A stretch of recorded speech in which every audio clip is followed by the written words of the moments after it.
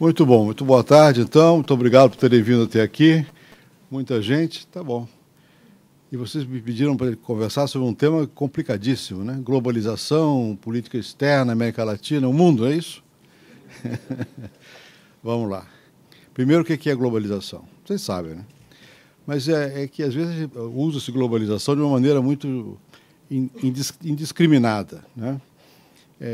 Sempre o sistema econômico capitalista, desde que nasceu, ele sempre teve uma força de expansão, ele sempre quis crescer mais, porque é da própria natureza do sistema capitalista de acumular, né? Você tem que acumular, ganhar mais, ganhar mais, ganhar mais, ter mercado, vender, acumular e expandir.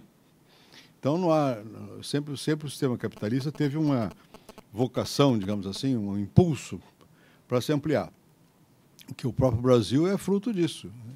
Da expansão do capitalismo comercial português, né?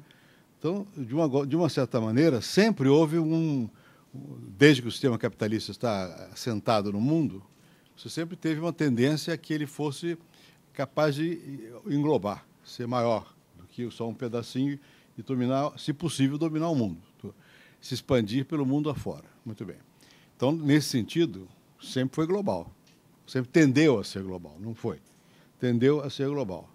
Bom, e depois você teve o desenvolvimento do capitalismo industrial na Inglaterra e tal, mais ainda, né? A Inglaterra cresceu exportando, né? Então ampliou essa questão. E depois, quando houve um período chamado de colonialismo, mais ainda, quer dizer, não apenas tinha a expansão do mercado, como havia a pretensão de dominar e controlar politicamente as várias regiões do globo.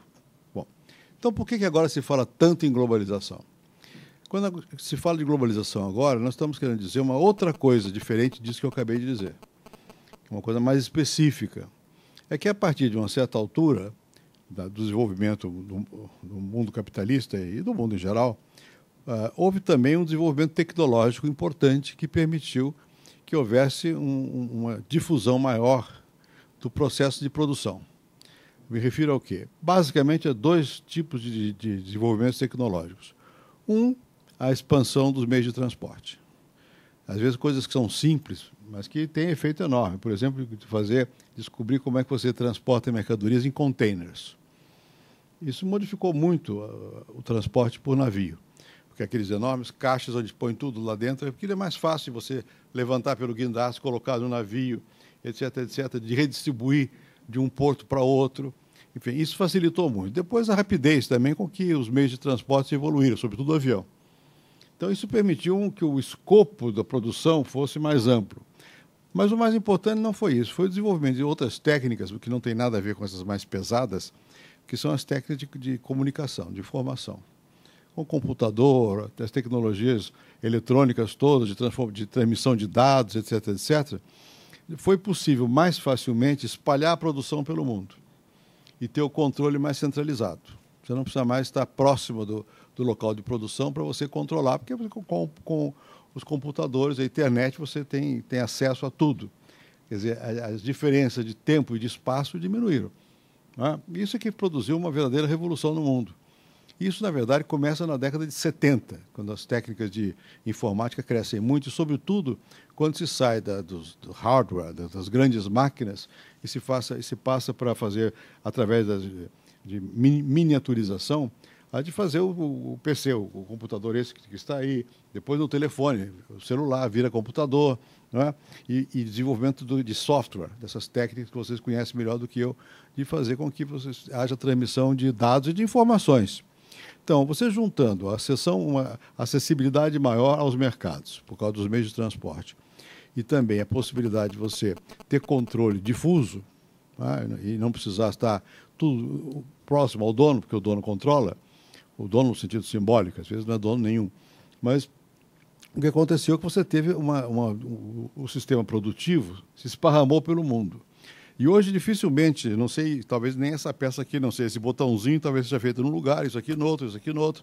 E as empresas juntam tudo, assemblam tudo, né? Como é que se faz um avião? Não tem fábrica de avião ou um automóvel.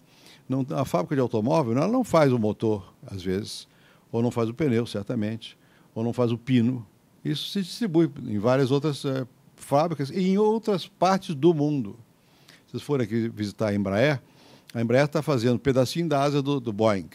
Mas, por sua vez, o avião da Embraer, uma parte é feita no Chile, outra na Espanha, outra nos Estados Unidos. Eles juntam aqui. E também nos Estados Unidos é assim. Né? Então, você tem um mundo muito... A produção já é mais global. Né? Mas o que foi mais decisivo do que a produção, quando se fala de globalização, é também o fato que, com o desenvolvimento das tecnologias de transmissão de dados, foi possível integrar o sistema financeiro. Né? Isso que vocês estão vendo nos jornais todo dia. Os fluxos financeiros. O dinheiro, você não sabe onde é que ele está em toda parte, ele funciona com uma velocidade enorme, você pode aumentar o crédito, esse crédito permite financiar uma opção de produção que ainda não está feita, o produto bruto é menor do que o crédito que está circulando num dia no mundo. Bom, isso tudo é consequência de toda essa transformação tecnológica e da ênfase que foi dada no sistema capitalista de se distribuir pelo mundo afora, e aí ficou realmente global. Isso é o que se chama de globalização, propriamente dita. Né?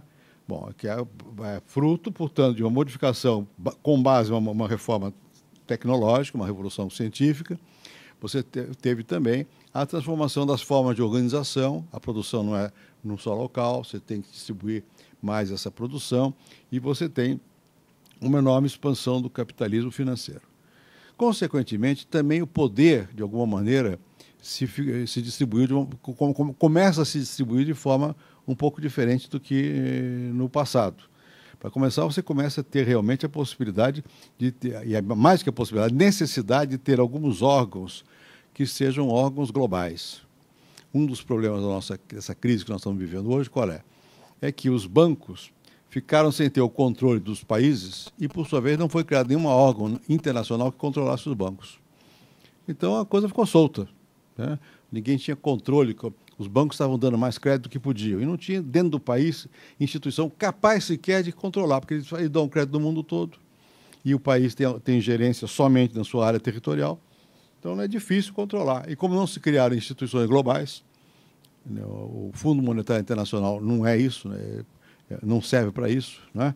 E uma outra organização que existe, que é o Banco de Contas Internacionais, que fica na Basileia, não tem força para isso também, ele só dá regras que podem ou não ser cumpridas. Você teve uma confusão muito grande no mundo, porque faltou a existência de organismos globais que pudessem regulamentar um pouco melhor esse sistema que está avançado aí na prática dos bancos. Bom, essas coisas mudam o mundo do ponto de vista de poder, até certo ponto, sim. O poder não depende só disso. O poder é uma coisa complicada, depende de força militar, depende de capacidade de produção técnica, depende de força econômica. É um conjunto muito mais complicado que simplesmente um vetor. Né? Mas, sem dúvida alguma, mesmo descontando a força militar, o fato de um país ser capaz de se integrar no sistema produtivo globalizado e ter um peso nesse sistema, dá mais poder a esse país. Né? Nem todo poder é diretamente militar, nem todo poder deriva só da força. Ele deriva também da capacidade de oferecer vantagens, deriva da credibilidade. São vários fatores que levam a definir o que é o poder. Então, na medida em que o mundo passou a ser dirigido dessa forma, muitos centros de possibilidade de poder se foram criando. O que nós estamos assistindo agora com essa crise atual é precisamente subentendida, está uma preocupação. Como é que vai ser o mundo do futuro depois da crise? Quem vai ter poder nesse mundo? Quem falava da China há 20 anos? Com esse sentido de hoje, nada. A China já existia, mas não tinha nem de longe a possibilidade de pretender ser uma potência mundial. Imagina o Brasil, então. Muito menos. Né? Ou a Índia, muito menos. Né? E agora já são mais tomados em consideração, porque eles estão vinculados globalmente no sistema produtivo e porque nessa vinculação eles ganharam espaço, conseguiram crescer suas possibilidades, etc, etc. Então isso afeta o jogo da política internacional. Acontece que, embora a economia seja globalizada, embora, como eu acabei de dizer, seja possível reconhecer que, em função disso, alguns novos personagens, novos atores, como se diz, começam a ter a possibilidade de sentar na mesa do jogo da política internacional, a política internacional ela ainda é, em grande medida, fruto da decisão de governos. não é dos mercados, é dos governos. Os mercados têm força, mas os governos é que tomam decisões e o mercado não tem o que se chama legitimidade para tomar certas decisões, ou seja, mesmo que eles queiram tomar, ninguém aceita. Se não aceitar, não adianta, não vale. Os governos têm poder de fazer com que as suas decisões no âmbito do seu território sejam aceitas, porque se não forem aceitas, tem a polícia que impõe, e tem a lei, não sei o quê. Então, o governo tem capacidade efetiva de exercer o poder. E o grande ator na cena internacional são os governos. Não são os únicos atores. As multinacionais não são governos. E, pela própria definição delas, não são de um país só. Pelo menos não operam num país só. E é difícil saber mesmo que o capital delas de que país é, porque com o fluxo de capital correndo muito, muda de mãos de uma para outra. Vou dar um exemplo. Essas grandes companhias de telefonia. Bom, uma italiana, outra é mexicana, outra é espanhola e outra é brasileira, no caso das nossas aqui. Até que ponto elas são mesmo isso que eu estou dizendo? Depende, que, por exemplo, a italiana, recentemente, uma parte foi comprada pela espanhola. A espanhola, em grande parte, tem capitais que são dos fundos de pensão alemães e de fundos de pensão americanos, e por aí vai, né? Então, são as multinacionais têm uma composição acionária muito diversificada enquanto a nacionalidade. Elas têm peso no mundo, mas não é um peso comparável ao peso de decisório que têm os governos, né? Então, os governos continuam tendo um peso maior. Segundo lugar, também é verdade que não só governos e companhias existem no mundo. Existe uma porção de outras instituições que não são nem governo, nem são empresas, nem são companhias. Por exemplo, a Cruz Vermelha Internacional, né? O Anistia Internacional. São organizações não governamentais, ONGs, né? Que têm uma certa participação. Não é muito grande, mas tem. A Oxfam, que protesta em nome da questão do meio ambiente, ela tem peso, né? Ela não manda no mundo, mas ela, em certas situações, tem que ser tomada em consideração. Tem até coisas aberrantes. Por exemplo, vocês estão vendo todo dia nas televisões aí, piratas da Somália. Quem imaginou que existisse tal coisa? E que isso passe a ocupar a cena? Quem é que são? Quem são? São ONGs, entre aspas, do mal, né? Mas estão lá. Eles produzem fatos que têm consequências na política externa. E o resto? O crime organizado, o comércio de drogas, tem um peso enorme, né? E não sabe nem quem são, mas são organizações da sociedade civil para o mal. Então, tem as organizações da sociedade civil para o bem e tem as para o mal também. E, de alguma maneira, elas têm certo peso. A questão desses crimes organizados aí na questão entre Estados Unidos e México tem um papel enorme na fronteira, não sei o quê e tal. Então, a cena internacional não se reduz à globalização, nem se reduz ao papel dos Estados. Embora a globalização e as suas consequências, inclusive as empresas multinacionais e os Estados com sua força, sejam atores importantes, relevantes na cena internacional. Houve muitas tentativas no mundo, algumas tentativas no mundo, de tentar dar uma certa ordem ao sistema internacional. Como é que a gente organiza esse sistema? Porque os Estados, como eu disse aqui, eles têm capacidade de impor a sua decisão dentro da sua fronteira, ou então de invadir o outro, ou de colonizar, né? Mas em se tratando de Estados que não são livres, que são soberanos, como se diz, né? Um tem que respeitar o outro. E há questões que não podem ser resolvidas só pelos Estados. Por exemplo, como é que se vai resolver a questão da proliferação nuclear? Ou como é que se vai resolver a questão da poluição? Ou do aquecimento global? Né? São questões que ultrapassam a fronteira de um Estado e que precisam de alguma convergência, algum mecanismo que leve a umas decisões que sejam aceitas por vários Estados. A tentativa maior que já houve para organizar os Estados foi, depois da Segunda Guerra Mundial, a ONU, a Organização das Nações Unidas, né? Que, bem ou mal, tem uma certa capacidade de chegar-se a acordos. Por exemplo, na guerra do Iraque, os Estados Unidos fizeram o possível e o impossível para o Conselho de Segurança dizer que a guerra era legítima. Porque se a guerra fosse legítima, dava mais facilidade para eles atuarem. Bom, mesmo que quando o Conselho diz que não é legítimo, alguns atuam, desrespeitam a ONU. E a ONU não tem exército. Ela depende dos exércitos nacionais, que cedem pessoas para lá. Então, ela não pode obrigar as suas decisões a serem acatadas por todos. Então, a ONU é algo importante, mas cuja força ainda não é completa. Bom, isso é uma antiga discussão, como é que a gente vai poder haverá a possibilidade de um governo mundial? Como? Se existem os Estados que são nacionais, né? Quando você tem um Estado nacional, você tem a Constituição do Estado, que é a lei suprema que garante o que pode e o que não pode no Estado. Não existe uma coisa semelhante no mundo. Existe a Carta das Nações Unidas, que é uma carta de intenções, com certas recomendações, mas não tem capacidade de ser obrigatória, né? Bom, tem um famoso pensador, que vocês todos conhecem ou ouviram falar, que é Immanuel Kant, que tem um livro famoso sobre a paz universal. Isso no século XVIII. O que ele pensava como paz universal? Ele disse, olha, só vai haver paz no mundo quando houver um direito universal. Quer dizer, quando houver regras que todo mundo vai obedecer porque foram aceitos. Nós estamos longe de ter um direito universal. Nós temos tratados que juntam direitos parciais e nessa matéria eu estou de acordo.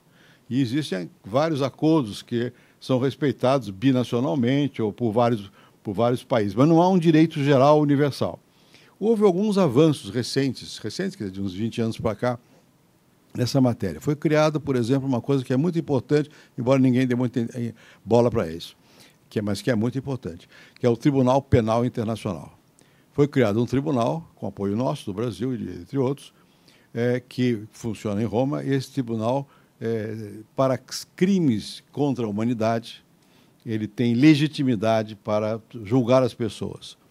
Mas os Estados Unidos não aceitaram. Por quê? Porque os Estados Unidos nunca aceitaram, por exemplo, que um soldado seu, americano, do exército americano, seja julgado por uma lei que não seja americana, né?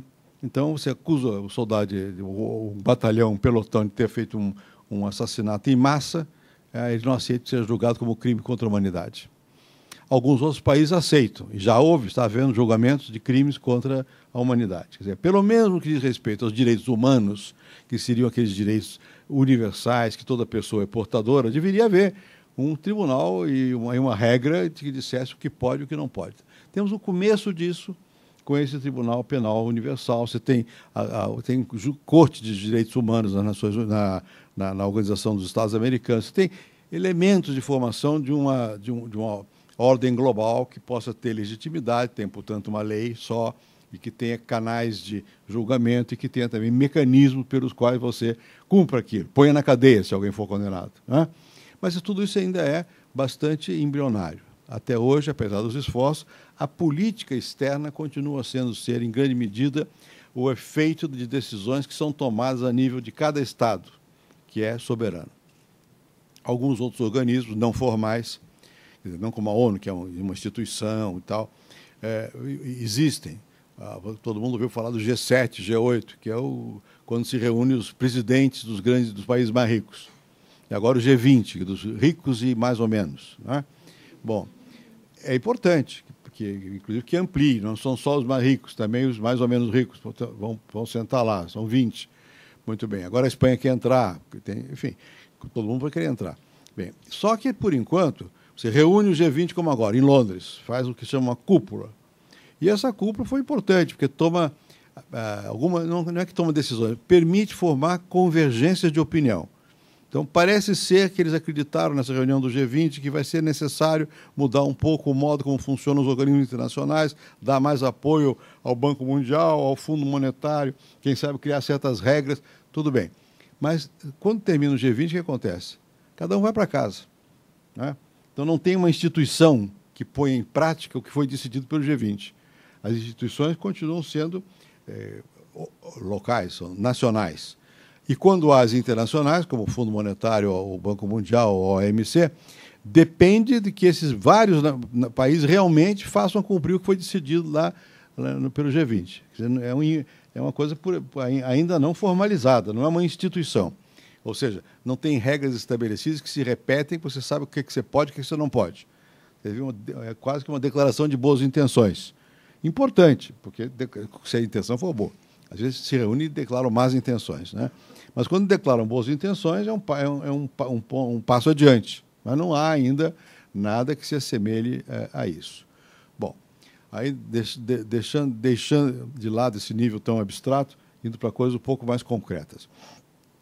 Evidentemente, quando você pensa num país como o Brasil, que recém agora sentou numa reunião de G20, é um país que não tinha um poder de decisório a nível global aceito pelos demais, podíamos ter a pretensão, mas não aceito, né? Você tem outros mecanismos de atuar, né? Sempre no limite, os países têm um mecanismo que é o mais tradicional e o pior de todos, que é a força. Eles têm força, eles podem impor. Força física, bélica. Mas tem outras forças, tem a força do mercado, como eu já disse aqui. Muito bem.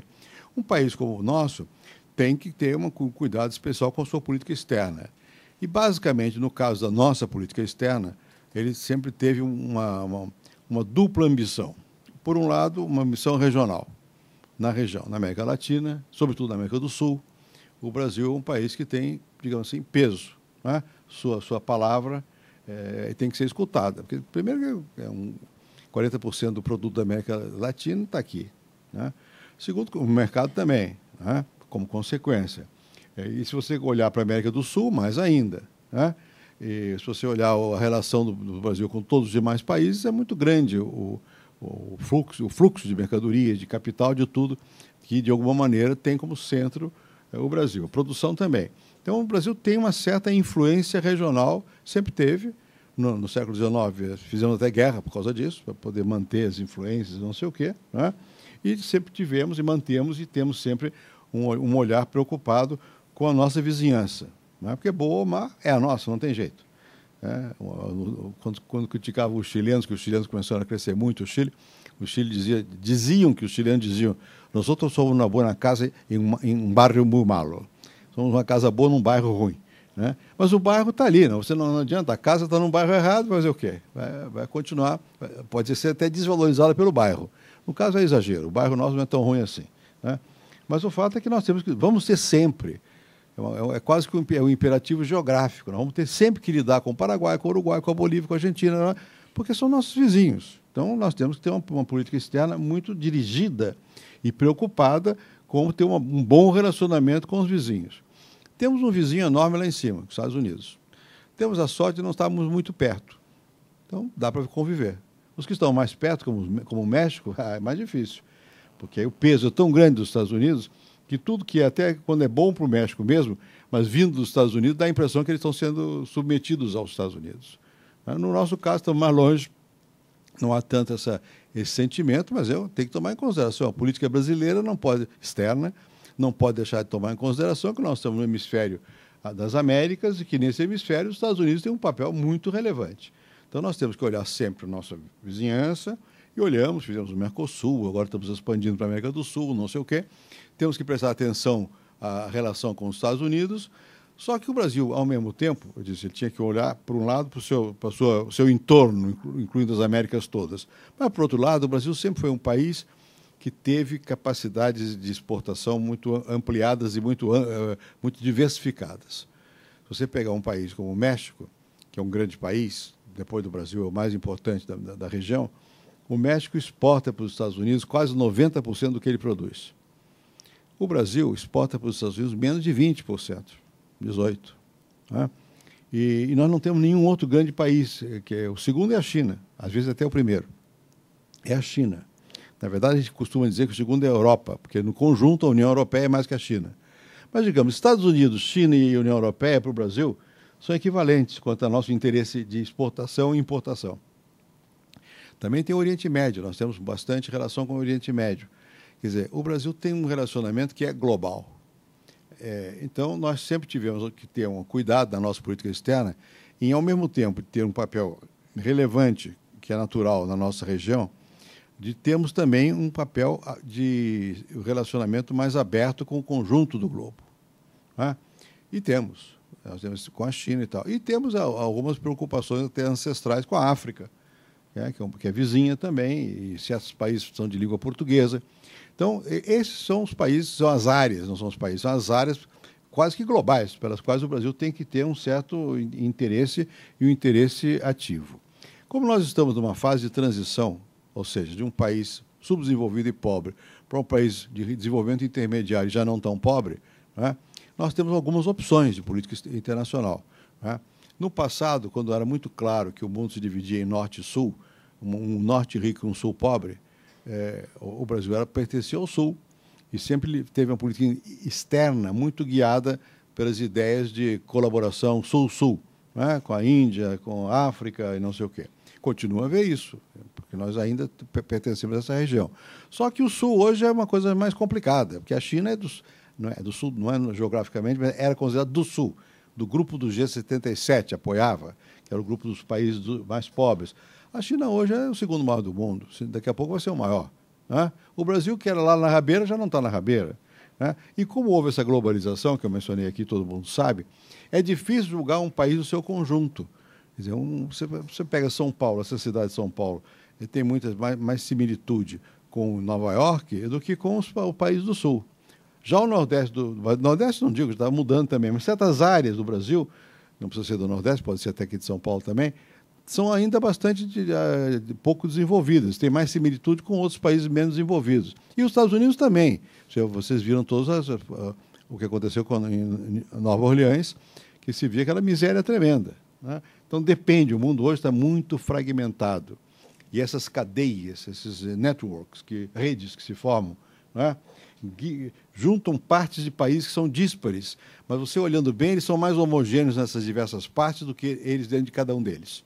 Então o mundo é muito mais complicado desse ponto de vista, em função até da globalização, que de alguma forma espedaçou as unidades anteriores existentes e criou novas unidades que se ligam virtualmente, às vezes por redes de computador, não sei o que lá, e não só virtualmente, senão no modo de viver. E os valores também são muito diversificados. Então, a política internacional se tornou extremadamente complicada. Né? Extremadamente complicada. E também está se vendo, e eu vou terminar por aqui, para vocês fazerem perguntas se quiserem, está se vendo também que o poderio que se tinha organizado a partir da Segunda Guerra Mundial e com o desenvolvimento do capitalismo, sobretudo do americano, e tal, poderia, até hoje e vai continuar sendo por muito tempo, mas não tem tanto poder assim, porque há outros fatores que põem em jogo, que entram no jogo e que põem em xeque o poderio americano. Por exemplo, questões religiosas. O Islã, por exemplo, é uma região que crescentemente tem um papel mundial, e não em função do seu poderio bélico, mas porque tem uma identidade cultural. E porque, no meio dessa identidade cultural, alguns grupos radicais estão dispostos a dar a própria vida. Quando dá a própria vida, o que a bomba atômica vai fazer? Você não vai jogar bomba atômica para acabar com a Al-Qaeda. Não tem como. Não é? Então, poder imenso, às vezes, é impotente para resolver questões que são lidadas de outra forma por grupos não tão imensos. Né? O que complica muito também o jogo de poder. Nós vimos agora o Obama vai lá e faz um gesto de aproximação com o Irã. Né? Que é uma coisa interessante. Fez por quê? Porque ele diz, pelo caminho da violência, pode ser que ganhe, pode ser que não. Né? Então, não é tão simples resolver essas questões como eventualmente foi no passado. É mais complicado. E, crescentemente, você, para poder exercer a liderança nesse mundo, na política externa desse mundo, você vai ter que utilizar recursos do que, na linguagem mais ou menos técnica, chama de soft power. Soft power quer dizer, não é o poder hard, não é o poder da militar, mas é o poder do convencimento simbólico, né? Da atração que o modelo cultural pode ter, a proposta que você possa ter para os povos. Né? Você vê o que o Obama está tentando fazer? É tentar reparar os desastres do governo Bush através da utilização de mecanismos simbólicos em que ele diz, olha, eu sou diferente, os Estados Unidos têm capacidade de atuar de outra maneira, e quem sabe assim eu possa liderar o mundo. Porque ficou visto que pela marra, como foi a tentativa anterior, das chamadas guerras preventivas e intervencionismo, não é tão fácil. Então que eventualmente pode chegar a definir uma outra forma de exercer o poder no mundo que não seja simplesmente baseada na coisa mais rasa, que é o uso da violência. E o mundo sempre muda, mas vai mudar aceleradamente, por causa dessas transformações tecnológicas que levaram a mudança na sociedade, mudança na distribuição do poder econômico, e por causa da crise que está aí também, que também mostrou os limites do poder econômico. Isso somado à enorme dificuldade que teve o governo Bush de lidar com a questão, basicamente, do Oriente Médio, talvez leve a uma possibilidade de você ter daqui para frente um outro tipo de política internacional. Como sempre, qualquer política é uma interrogação. Pode dar certo, pode não dar. Não é uma coisa que está determinada. Depende de como as pessoas atuem. E depende de como essa atuação seja recebida por outras pessoas. E da capacidade que elas têm ou não de dar saídas novas a problemas antigos. É disso que se trata o jogo do mundo atualmente.